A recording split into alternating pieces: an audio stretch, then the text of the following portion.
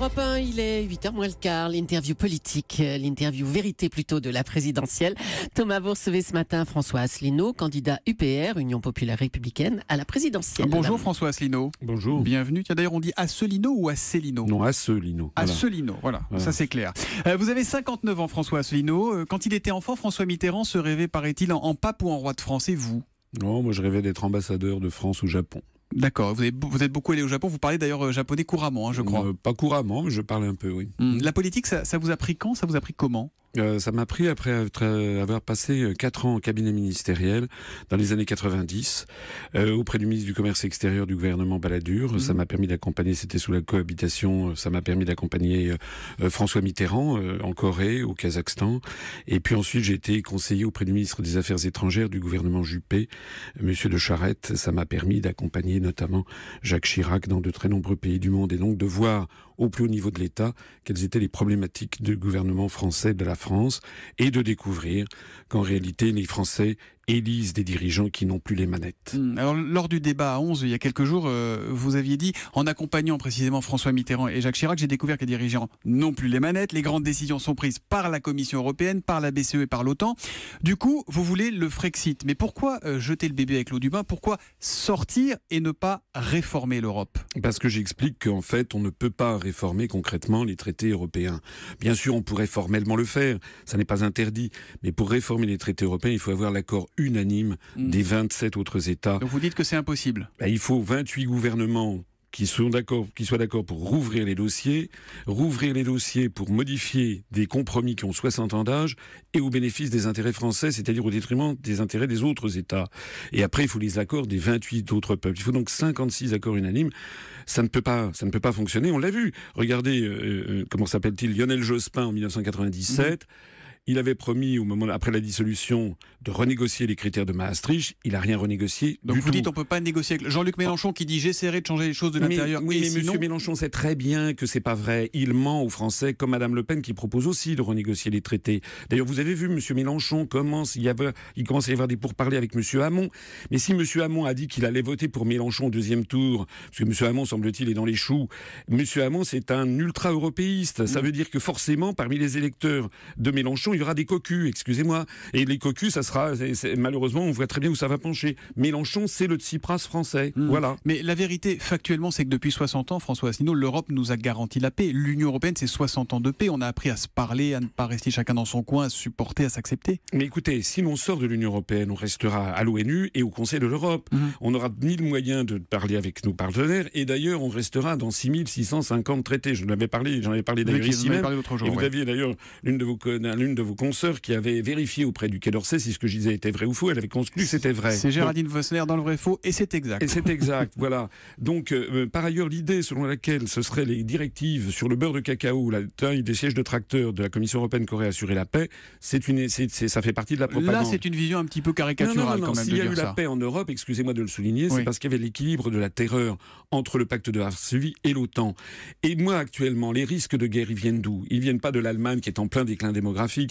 Les risques de guerre viennent des pays en très fort accroissement démographique et pauvres, c'est-à-dire les pays du Sud ou les pays du Moyen-Orient. Dans ces conditions, au lieu d'avoir une posture agressive vis-à-vis de ces pays, il faudrait développer ces pays, les aider à développer leur industrie pour qu'ils puissent d'ailleurs garder leur population chez eux et qu'ils accèdent à un niveau de vie qui fasse baisser les tensions. Alors, vous dites et vous répétez que vous êtes le candidat du Frexit. En revanche, vous ne sortez pas de Schengen. En tout cas, pas directement, parce que vous organisez un référendum sur le sujet. Pourquoi un référendum sur Schengen, qui est la libre circulation des personnes, et une sortie de l'Europe sans référendum? Parce que je considère que Schengen n'est pas essentiel. Ce qui est essentiel, c'est de récupérer notre souveraineté nationale, c'est-à-dire notre démocratie.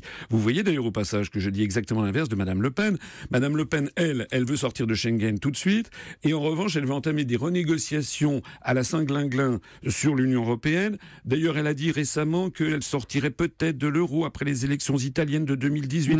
Tout ceci, ça va nous reporter de 3-4 ans. L'euro, vous avez un point commun avec l'euro, c'est que vous voulez sortir de l'euro, elle aussi, même si elle est de moins en moins claire sur le sujet. Non, mais c'est très compliqué d'abord. Oui, mais sauf que, attendez, laissez-moi aller au bout, sauf que les Français, eux, ont peur de la sortie de l'euro. Une majorité de Français ne veut pas sortir de l'euro. Pourquoi pas un référendum là-dessus, par exemple? Pourquoi donner la parole au peuple sur certaines questions et pas d'autres? Mais parce que mon programme, c'est de sortir de l'Union européenne, de l'euro. Et j'essaie d'expliquer pourquoi. Maintenant, c'est vous qui assurez que les Français ont peur. Moi, je n'en sais rien. On n'a jamais demandé aux Français. Ce sont des enquêtes d'opinion. Voilà, en l'occurrence. Les enquêtes d'opinion, ça vaut ce que ça vaut. C'est comme l'autre jour. L'autre jour, sur TF1, à 20h, on m'a envoyé dans les gencives paraît-il, un banquier de la City, français, qui, paraît-il, disait c'était la prophétie de l'Apocalypse.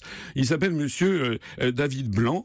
Vérification faite après l'émission, ce monsieur travaillait pour Juppé, il était dans l'équipe de Juppé 2017, ce qui n'a pas été dit sur TF1, et en plus de ça, il travaille pour une banque du Liechtenstein, LGT, qui a été impliquée dans des scandales. On va rester sur l'interview européen, parce que là, c'est juste que nos auditeurs vont rien comprendre. Dans des scandales de fraude fiscale. D'accord, moi je vous citais juste un sondage qui est un IFOP Le Figaro qui dit que 28% seulement des Français souhaitent un retour au franc.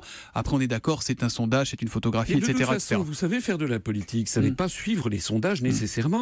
Comment voulez-vous que les Français puissent légitimement penser qu'il faut sortir de l'euro si tous les médias, depuis des années, leur disent que ça serait l'apocalypse? Moi, je suis un Français comme les autres. Je suis un père de famille, j'ai des amis, j'ai des enfants, j'ai des biens un petit peu.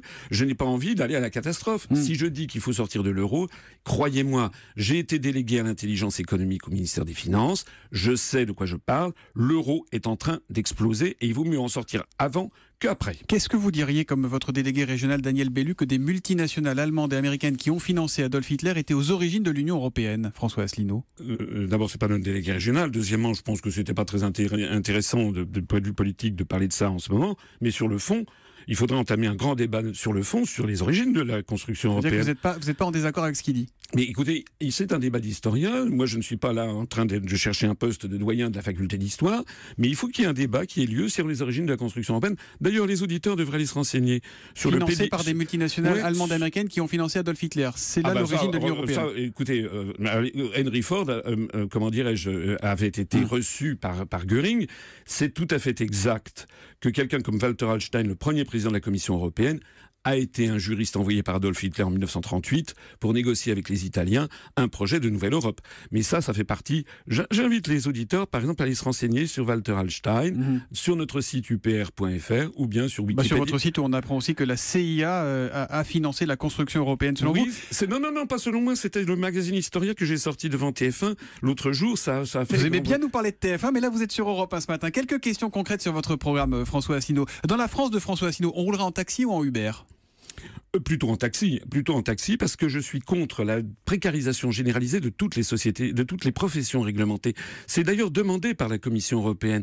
Les avocats, les notaires, les huissiers, les commissaires aux comptes, les experts comptables, les artisans taxis, les médecins, les pharmaciens, ils vont tous être ubérisés. C'est-à-dire qu'à horizon de 5 ans ou 10 ans, ils seront mis en concurrence avec des professions, les mêmes professions, mais des gens venus des pays de l'Est qui accepteront des salaires parfois 5 fois inférieurs. Est-ce que c'est vraiment ça qu'ils veulent? Si c'est ça qu'ils veulent, il faut qu'ils votent Macron ou Fillon, parce que c'est exactement la sauce à laquelle ils seront mangés. Dans la France de François Asselineau, est-ce qu'on ira faire ses courses le dimanche? Est-ce que les magasins seront ouverts?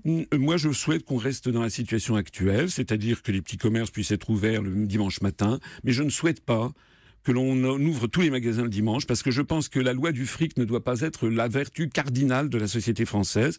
Les Français, ils ont un repos dominical, ça fait partie de notre identité, ça fait partie aussi du repos dominical nécessaire pour tout le monde.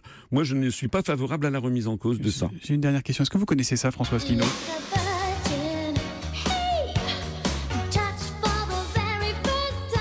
Vous connaissez ou pas? J'ai pas l'impression. C'est Madonna, non? C'est Madonna, exactement. C'est un clin d'œil puisque le lendemain du débat, vous avez déclaré « J'ai cru que j'étais Madonna ». Est-ce que c'est grisant une campagne électorale? Il paraît que tout le monde voulait faire des selfies avec vous. Oui, c'était rigolo. Bon, j'ai dit ça pour rigoler, pour faire un petit peu rire la salle, parce qu'effectivement, en l'espace de quelques heures, avant et après le débat qui a eu lieu l'autre fois avec les 10 autres candidats, d'un seul coup, je suis allé prendre un avion à Orly-Ouest et il y avait plus de la moitié des gens qui se retournaient sur moi. Grisant, je dirais pas grisant, je dirais que c'est un peu vertigineux, parce qu'on se dit effectivement qu'on risque de ne plus avoir de vie privée au passage. Si malgré tout, vous ne gagnez pas, je sais qu'à Londres, les bookmakers vous placent en 5e position, très loin devant Benoît Hamon. Si vous ne gagnez pas en cas de second tour Le Pen-Macron, ce qui est ce matin le plus probable, avec toutes les précautions d'usage, vous soutiendrez qui entre Macron? Vous avez raison de souligner que les bookmakers me donnent en 5e position devant Benoît Hamon. Ah, vous n'aimez pas les sondages, mais vous aimez les bookmakers quand c'est favorable. Vous voteriez qui entre Macron et Le Pen? C'est important parce que, vous savez, il y a beaucoup de gens qui me voient et puis qui disent « Oui, mais j'hésite à voter pour vous parce que de toute façon, vous ne serez pas au deuxième tour. » Et je dis « Pourquoi ?» Et ils me disent parce que j'ai vu les sondages. Mais j'ai dit « Les sondages, ils sortent d'où ?» Les sondages sur Internet, au passage, me donnent des scores entre Macron et Le Pen, Macron ou Le Pen? bien audacieux est celui qui peut dire qu'il sera au deuxième tour. Moi, je suis absolument pas certain comme vous que ce sera Macron-Le Pen. Certain de rien. Merci en tout cas d'être venu ce matin sur Europe 1, François Asselineau.